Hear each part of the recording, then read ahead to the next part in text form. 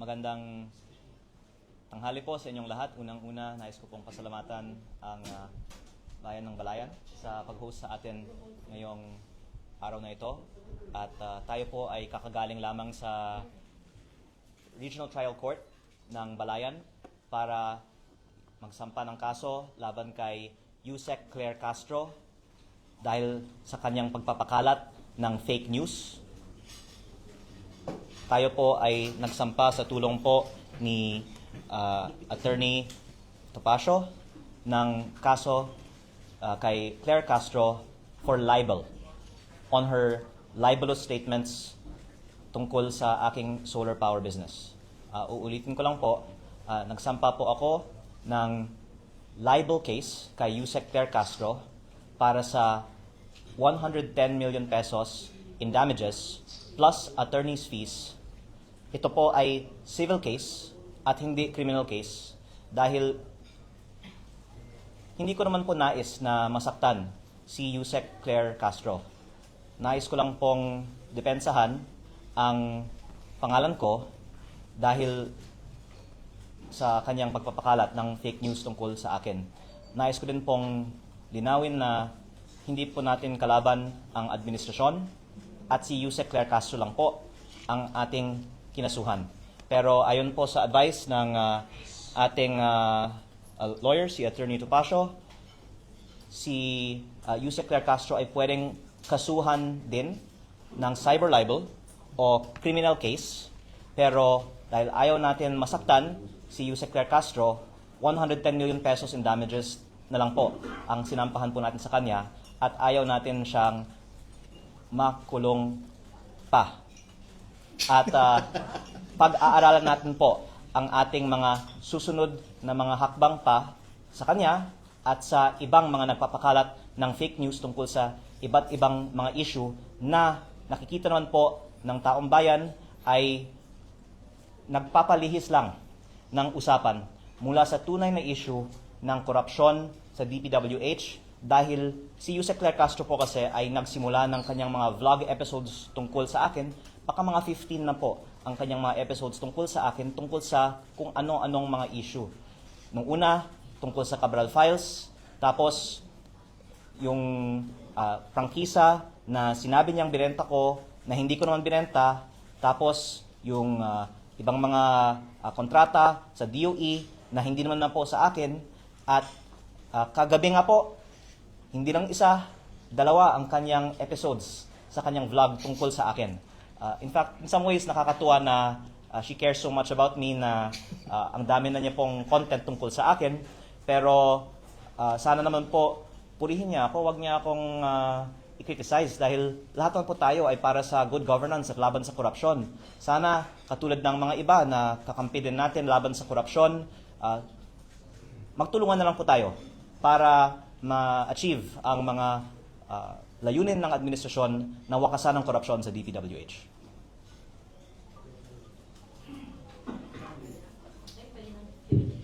Pwede na po, talkback. Talkback na daw sabi ng Gen Alpha eh. Okay, Congressman, Gary Pacifico po sa 102.3 FM, ito po sa Batangas. So, ito po bang mga parang fishing expedition sa pag-uungkat ng mga issue laban sa iyo? Sa palagay mo po ba, Congressman Leandro, ito po ba ay hinggil doon sa mga expose, doon sa mga Cabral Files, like Cabral Files na iyong isiniwalat sa publiko? At saan patungo itong mga nangyayaring ito? Ang taong bayan na po ang pwedeng maghusga na nung lumabas lang yung Cabral Files, doon nagsimula yung mga matitinding atake nila laban sa akin. At si Yusek Claire Castro ang pinaka-high profile na example nito dahil sa dami nga niya po ng mga vlog episodes tungkol sa akin, matapos lamang kong nabanggit na ako po ay in possession ng mga Cabral Files. At ang isang dahilan actually na hindi ko naman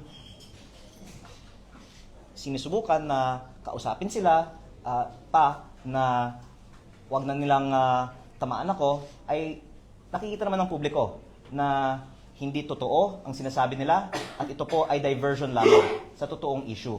At hindi po ako ang nadi-discredit nila. Dinidiscredit nila ang sarili nila.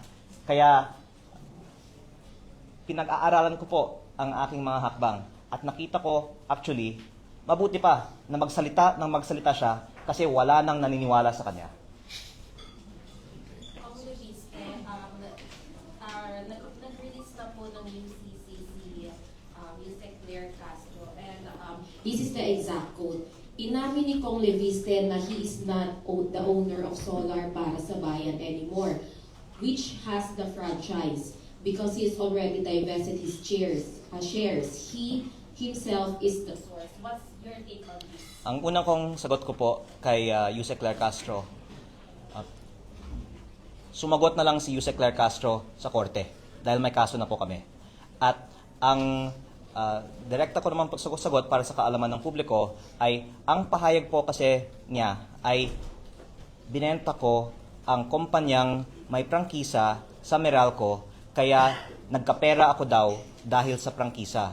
At hindi ko po binenta ang kumpanya na may prangkisa. Ang kumpanyang binenta ko ay ibang kumpanya na ang main asset nito ay lupa sa Nueva Ecija. In fact, pinapasalamatan ko po si Pangulong Bongbong Marcos na siya po ang naging guest of honor sa groundbreaking ng proyekto ng kumpanya na itinatag ko. Ito po ang nagpasok ng pinakamalaking foreign investment sa buong Pilipinas sa taong 2025 at sa ngayon ay nag-employ ng mahigit 10,000 ng ating mga kababayan sa Nueva Ecija. Kaya hindi din po totoo na hindi po ako nagde-deliver sa aking mga kontrata. Binenta ko po ang aking kumpanya at yung may-ari ng aking kumpanya, majority stake ngayon, ay nagpapatakbo ng aking kumpanya at matagumpay po ito kasi ito nga po ay pinupuri ng administrasyon. Baka pati si Yusek Claire Castro, pinuri na niya po ang proyekto ng kumpanya na binenta ko. Kaya,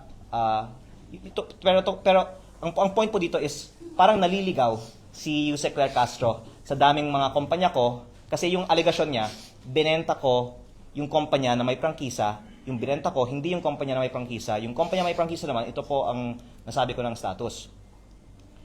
Ito po ay inaprubahan sa 2019. At may dalawa pong probisyon ang prangkisa. Una, para mag-operate, kailangan ng implementing rules and regulations. Pwede pong tignan ang batas na ito mismo. At ang DOE po ang dapat maglabas nito at walang inilabas na IRR ang DOE. Pangalawa, ang franchise na nakalagay naman na kung hindi mag-ooperate for 2 years, ito po ay ipso facto revoked.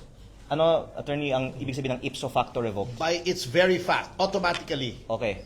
So, tumigil po ang operation ng kumpanya sa 2022 dahil hindi pa nabigyan siya ng mga permits to operate.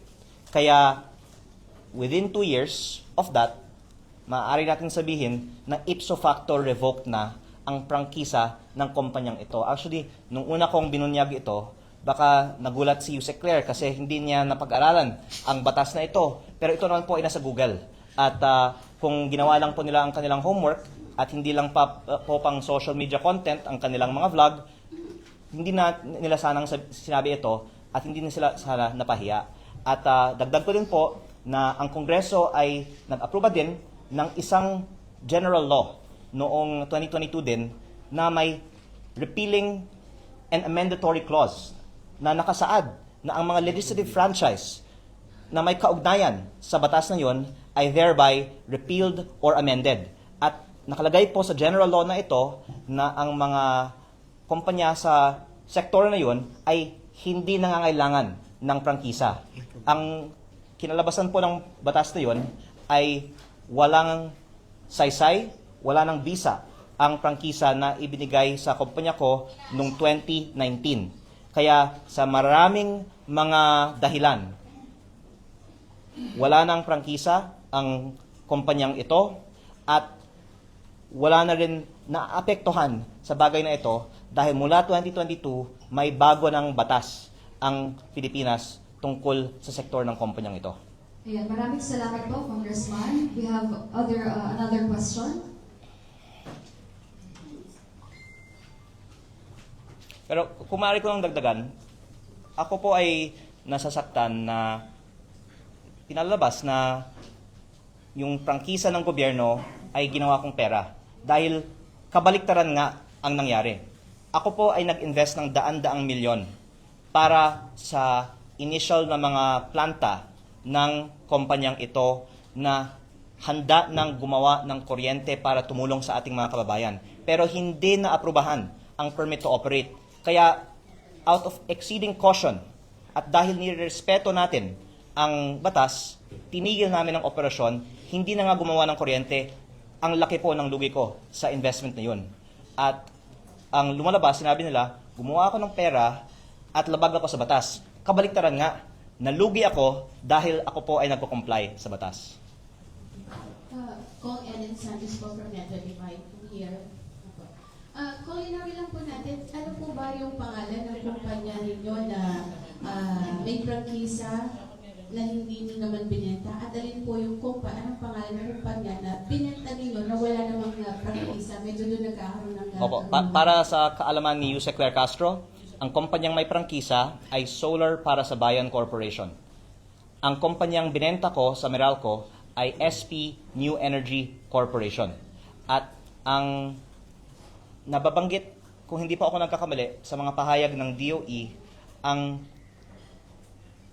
SP New Energy Corporation.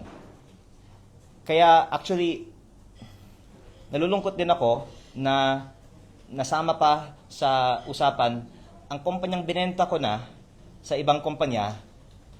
Tahimik lang naman po sila, gumagawa sila ng trabaho para sa ating mga kababayan. Pinakamalaking foreign investment nga po ng ating bansa ay nasa kumpanyang binenta ko. At ito nga po ay pinuri ni Pangulong Bongbong Marcos sa November 2024 sa groundbreaking. Tapos dahil hindi nag-research si Yusek Claire, biglang kinontra pa niya ang pagpuri ni Pangulong Bongbong Marcos sa proyekto ng kumpanyang itinatag ko. At ang pinaka masamang consequence nito ay baka mag-isip na ang mga investor, lalo na ang mga dayuhan, na hindi naman kailangan mag-invest sa Pilipinas. Bakit pa ako mag-invest sa bansang ito kung maaari akong maging content ng vlog ng Yusek?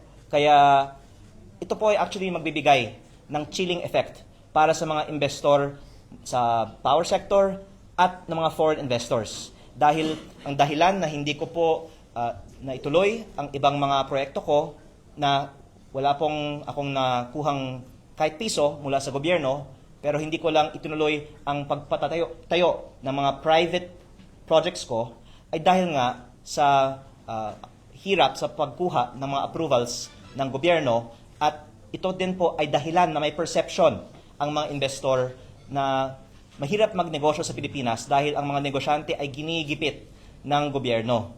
At ang lumalabas, ayoko naman pong magkusga tungkol sa mga polisiya ng ibang mga ahensya ng gobyerno, pero napapatunayan ngayon na kung ikaw ay kahit matinong investor sa Pilipinas, ginigipit ka ng PCO Undersecretary na si Claire Castro. Kaya ang hiling ko na lang po kay Yusek Claire Castro, ang vlog niya ngayong gabi ay patungkol sa paano natin itaas ang foreign direct investment sa ating bansa at paano natin ayusin ang peso to dollar na ngayon ay almost 50 centavos to $1. Kung nabanggit mo kanina yung sa DOE, ano po, sabi ng DOE Secretary, ginughost nyo daw sila doon sa 24 billion peso na fine na ibinataw sa inyong kumpanya. Well, in fact, sa nabanggit niyo po kanina, parang kayo pa yung nalugi. Opo. At gusto ko lang pong linawin kasi baka akala ng iba, ito ay parang DPWH contract na binayaran ako tapos hindi ko tinapos. Yun po ang ibig sabihin ng ghost. Wala po akong kahit piso na natanggap mula sa gobyerno. Ito po ay parang nagtatayo ka ng subdivision o shopping center. Tapos hindi mo ituloy kasi hindi ka nakakuha ng mga permit to operate. At ang mga sinasabi din na ito ay nagresulta sa pagtaas ng presyo ng kuryente ay kabaliktaran din. Unang-una, pwede yung i-research at pwedeng talakayin sa ibang araw. Ako po ang nagtaguyod ng mas mababang mga presyo sa power industry. Kaya maraming ang mga nagalit na pinapababa ko ang presyo. Kaya ang mga may gusto ng mataas na presyo ay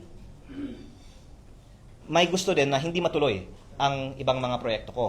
Pero yung magpapataas ng presyo, pag ginigipit ng gobyerno ang mga investor, kaya hindi natutuloy ang mga proyekto. Kaya kumihiling na lang ako sa mga nagsasalita na imbes na mag-atake sa akin, isip na lang tayo ng mga paraan na manghikayat ng mga investor na magtayo ng mga investment sa ating bansa. Yan. Meron po tayong susunod na katanungan. Makikiabot na lang po ng isa po munang mic. Okay po, please go ahead po. Pero lilinawin ko lang po, si Secretary Sharon Gurindin ay kaibigan ng aking ina.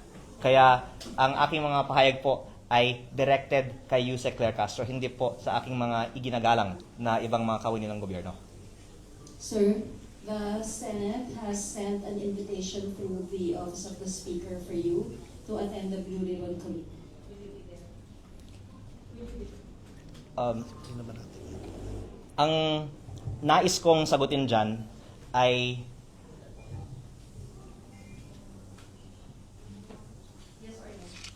sana ay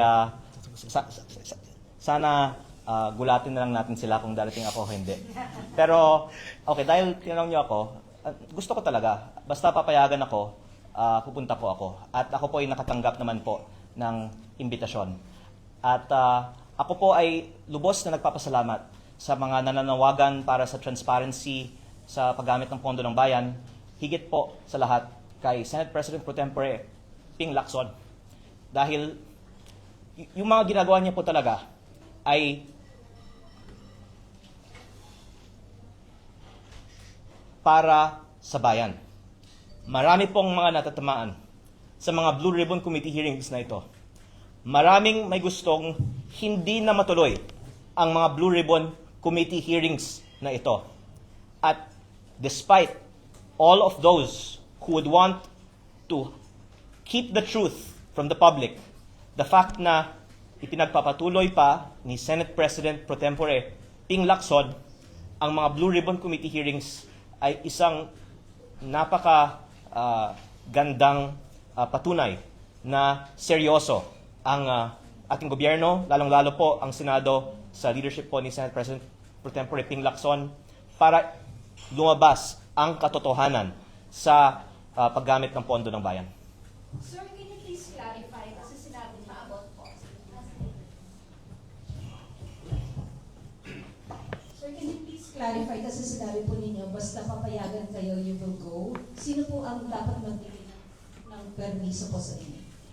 Okay. Ang usapan natin ay initially about the case that I filed on Yusek Claire Castro this morning. But I thank you for bringing up this topic because it is the real issue for public interest now. And I'm going to say some things now for the first time. Unang-una po, mula nung may nakuha kong mga files mula sa DPWH last year, marami ng mga nagsabi sa aking ina, and in some cases pati sa akin, na gagawan ako ng mga kaso kung ilalabas ko ang mga files na ito. At para sa sarili kong kapakanan, tumahimik na lang po ako. Pero not least because of exemplary role models like Senate President Pro Tempore Ping Lacson, tuloy po tayong nagsasalita at naglalabas ng impormasyon tungkol dito. Ngayon, ang alam ng publiko tungkol sa files sa DPWH at tungkol sa mga DPWH projects ay tip of the iceberg po lamang. The public only knows the tip of the iceberg in terms of the projects currently being investigated by the DPWH. But I hope that the Blue Ribbon Committee hearing led by Senate President Pro Tempore Ping Lacson will increase the public's knowledge of what are really behind these files. And I defer to Senate President Pro Tempore Ping Lacson on doing so because I greatly appreciate also his and even Congress's statement that they will subpoena the Cabral files from the DPWH. And hopefully by doing this in the Blue Ribbon Committee hearing, finally malalaman na ng publiko ano po ang laman nito. Pero tinanong niyo po, bakit ako maaring hindi makarating sa Blue Ribbon Committee hearing kahit na ako po ay nakatanggap na ng imbitasyon? Dahil marami nga pong nagsasabi na wag kang magsalita at baka kung ano pang mangyari sa'yo. Kaya ang mga files na hawak ko ay nasa mga USB. At kung may mangyari man sa akin, lalabas ang buong files na hawak ko. Kaya makakaasa po ang publiko na malalaman nila ang katotohanan patungkol sa budget ng DPWH at sa mga proyekto ng DPWH kahit may mangyari sa akin. Pero kaya ko po sinabi na hindi ako sigurado na makakarating ako sa Blue Ribbon Committee hearing dahil kung babasehan ko po sa mga ipinarating na sa akin at sa aking ina, hindi ko po alam kung ano po ang mangyayari sa akin bago mag-Blue Ribbon Committee hearing. Opo, sir, hindi naman po ibig sabihin that you need to seek permission from the House leadership or the Speaker. Hindi po. Basta ako po ay may imbitasyon. Basta ako po ay hindi patahimikin, nais ko pong dumalo sa Blue Ribbon Committee hearing. Sir, can you please clarify the information that you are still the Vice Chair of the Board of Solar Philippines? Ako po ay may-ari ng Solar Philippines. Kaya ang kumpanyang itinatukoy, una, yung Solar para sa Bayan, at pangalawa po, ang SP New Energy Corporation, hindi po ang Solar Philippines. Ang Solar Philippines Power Project Holdings Inc., ang holding company ng mga shares ko sa mga ibang kumpanya, kabilang ang minority interest ko sa SP New Energy Corporation. Ako po ay walang management involvement sa SP New Energy Corporation at I believe may komunikasyon ang SP New Energy Corporation sa DOE. Ako po ay hindi nakakatanggap ng mga komunikasyon na ito. So, hindi po kayo involved dun sa day-to-day operations ng Solar Philippines? Opo, pero by the way, ako po ay may SALN. Nakalagay po ang shareholdings ko. At ang SP New Energy Corporation din naman po ay publicly listed company sa Philippine Stock Exchange. Kaya, consistent with our advocacy for transparency, nilalabas naman po natin ang aking mga ownership interests sa mga kumpanyang ito. Hindi po ito controlling interest sa SPNEC. At ako din po ay nag-iingat na umiwas sa mga usapan na makaka-involve sa companies that I have interest in. Pero, in fact, kung ako po ay bibigyan ng pagkakataon ng Kongreso na talakayan din ang mga issue sa power industry, baka 6 na oras po tayong magpe-press con tungkol sa mga anomalya at ang regulatory capture at ang ibang mga sikreto na hindi pa lumabas sa publiko tungkol sa power industry. Pero alang-alang din po sa maraming mga matatamaan kung tayo po ay magkakaroon ng press con po tungkol doon, hindi ko po binubuksan ang mga issues ng power industry. Ito po ay aking sagot lang sa iniiwasan ko nga na talakayin ang mga sektor na may connection sa mga kumpanya na ako po ay may shares in. Sir, last na lang po. Can you give us a timeline ng request nyo for a meeting with Senator Lacson? Like, on this day, kinausap niyo yung mom nyo and then your mom talked to Senator Lacson, etc. Plus yung reports daw that you cried to your mom. Can you Okay. please clarify? Unang-una po, ang sinabi naman po ni Senting ay nag-usap siya sa aking ina. So, hindi naman po ako yung nag-usap in that instance directly kay Senting. At hindi po totoo na umiyak ako sa aking ina. Baka mas totoo po na ang aking ina yung umiyak.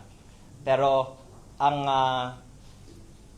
sinabi naman po ni Senting sa kanyang press briefing ng isang araw ay ako po ay dumadaing sa aking ina.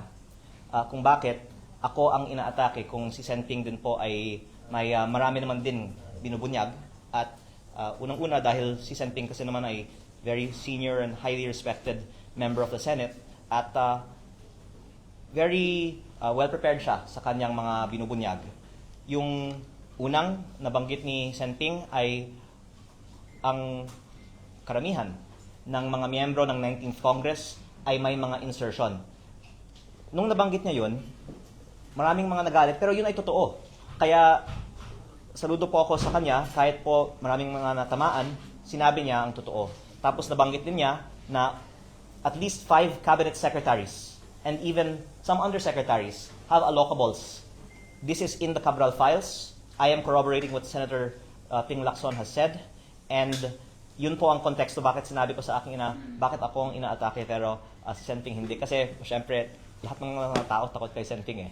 Kaya ang isa naman na nabanggit ni Senping sa kanyang press briefing, which I'm thankful for his example, is nung siya naman po ay nagsimula din, marami naman din po ang mga umatake sa kanya, pero he persisted and I gain inspiration from his example. But hindi po karakter ko na umiyak sa aking ina. Baka umiyak ako sa mga interviews nyo kasi ang mga katanungan ay tungkol sa aking ina. Dahil actually, yung ikinalulungkot ko ay the fact na yung aking ina ay nasa stress dahil sa akin. At ang payo niya sa akin ay, ang ganda-ganda naman po ng aking buhay, bakit ko kailangan na magsalita pa tungkol dito? Alam nyo, kabaliktaran nga ang sinasabi ni Yusek Claire Castro na gumawa ako ng pera sa mga transaksyon sa gobyerno. Yung ginagawa ko ngayon ay wala akong financial benefit. Malaki ang nawawalan sa akin financially dahil dito.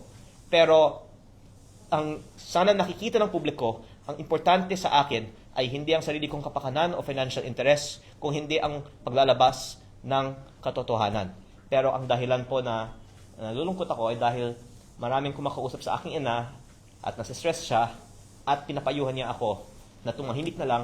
Pero dahil sa aking conviction na dapat lumabas ang katotohanan, pinagpapatuloy ko pa ito, pero sana wag na pong ma-stress ang aking ina.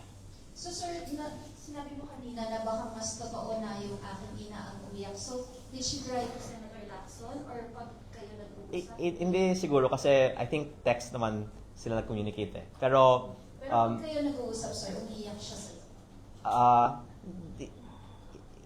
hindi naman ko masasabi yan. Pero basta yung nanay ko yung mas naaapektuhan kaysa sa akin. Kasi ako po ay, nabanggit ko naman din sa ibang interview, mahirap na kalaban dahil binenta ko ang aking kumpanya, kaya wala akong kailangang proteksyonan, wala po akong asawa o anak, at